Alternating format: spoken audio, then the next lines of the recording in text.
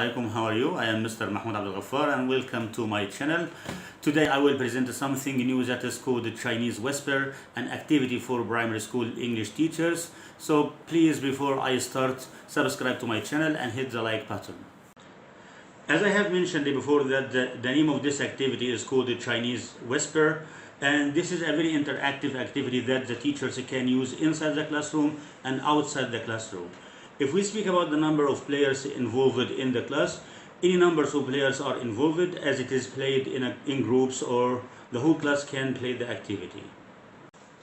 So if we speak about the skills that this kind of activity can present for our students, I think that this activity is very important for improving the students' writing, listening, speaking, and reading.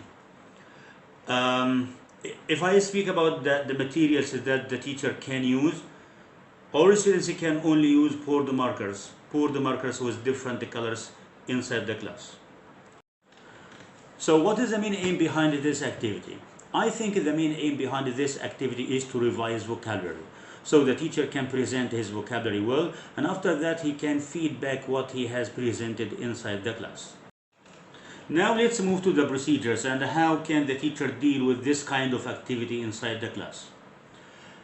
The first step is that the teacher sets his ground rules and he asks his students to take the activity with more seriousness, and he gives his students clear instructions at the beginning of the activity. Then the teacher can divide the class into 3 groups of 10 or 4 groups of 10 depending on the number of students in his class.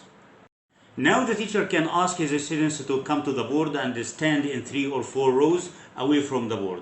But the distance between the teacher and the students must be 2 meters, because the students will run to the board and write the words very quickly and correctly at the same time. The teacher can go back to the last student of the row and whispers a word to the last student of each row. Then he counts 1, 2, 3 to start the game. Very quickly, the last student whispers the word to the student in front of him.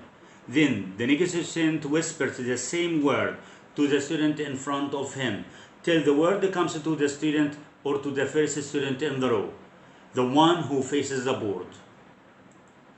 No. The first student should go quickly to the board and writes down the word on the board. The fastest row that can write the word very correctly on the board is the winning row. The first student who wrote the word should take turn again at the end of the row. Then the teacher can whisper the second word to the last student in the row and count 1, 2, 3 to start the second round of the activity. The students can go with the same procedures for about 5 or 6 rounds of the same activity. Now, when students whisper the word to each other, they are practicing listening and speaking. And when they are asked to write the words on the board, they are improving their writing skills.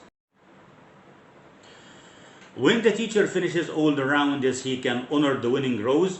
He can ask his students to return back to their seats, and he can feedback after that. The teacher can appoint some slow learners to stand and read the words written on the board to improve their reading skills. So how can the teacher make this activity much more challenging for the advanced students? He can whisper 3 words to the last students in the row at the same time, or he can revise as many words as he can. The teacher can also put rules for writing, for example, spelling mistakes, and for singular and plural, or for capital and small letters. Thank you very much for watching this video. Please don't forget to subscribe to my channel and don't forget to hit the like button. Thank you very much, Mr. Mahmoud Abdul Ghaffar.